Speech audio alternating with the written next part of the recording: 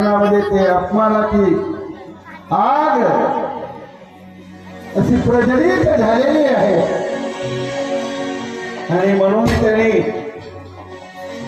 पाहिलं इकडे तिकडे तर आपला कुठलाही मान सन्मान नाही म्हणून रागाने निघून एक मेलेला साप त्याच्या डोळ्याला दिसलेला आहे।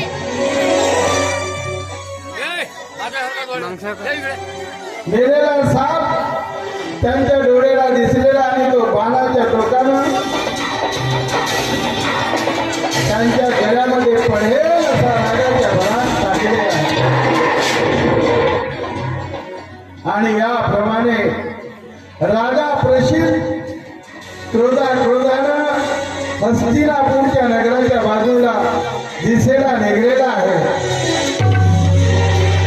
तेवढा शनी प्रसिद्ध मुलं खेळत आहेत आणि खेळता शृंगीचं लक्ष आपल्या विजेच्या गळ्याकडे पडलेली आहे। खेळता आपल्या विजेच्या गळ्याकडे लक्ष पडली तर मेलेला साप गळ्यामध्ये टाकलेला आहे आणि कोणी हा शाप टाकला असावा म्हणून तो विचार करत आहे आणि या प्रकारे शृंगी जवळ येऊन आपल्या बापाच्या गळ्यातला मेलेला साप बाहेर काढून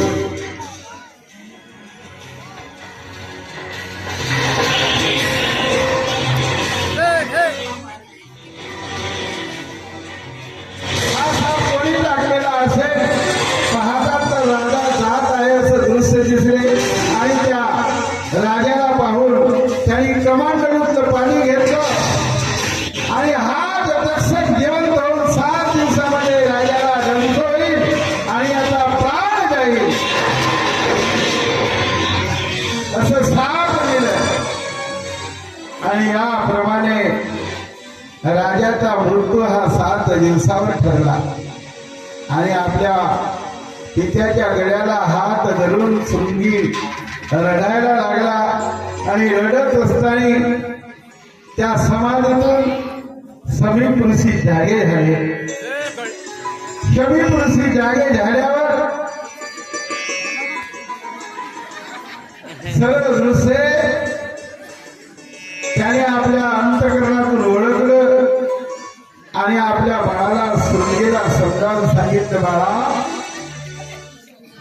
अरे राजा आहे म्हणून प्रजा आहे पण खऱ्या अर्थानं तुला हे श्राप द्यायला नव्हतं पाहिजे।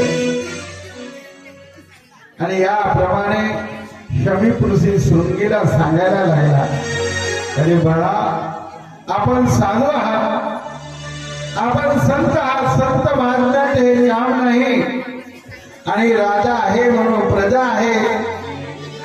राजा जर नसता तर चोर लेपेरून राहिले असते आणि म्हणून गेलेला शब्द आता वापस येत नाही पण कमी त्या राजाला जाऊन सांगा, अरे आपल्या मरणाची पुढची काहीतरी तो तयारी करेल, जाऊन सांगा त्या राजाला।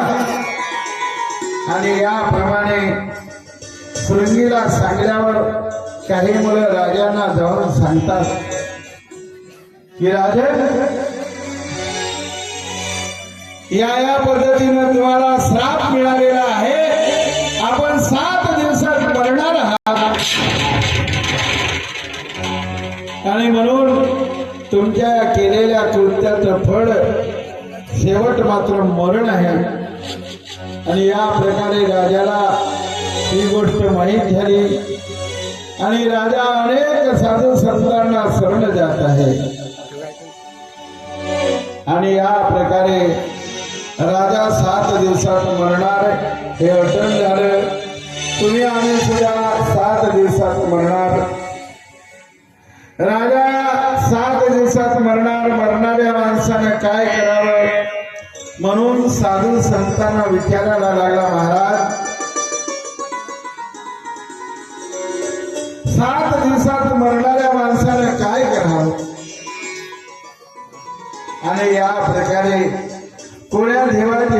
करावी, कोणता मंत्र म्हणावा,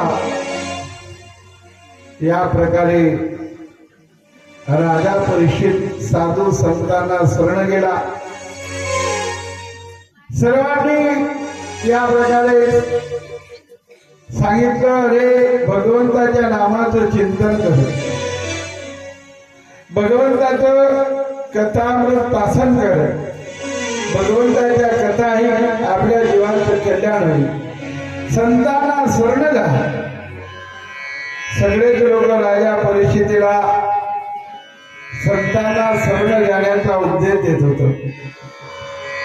नाथ महाराज सुंदर वर्णन करतात, हरी प्राप्तीचे उपाय जरा संतांचे ते पाय, जरा संतांचे ते पाय,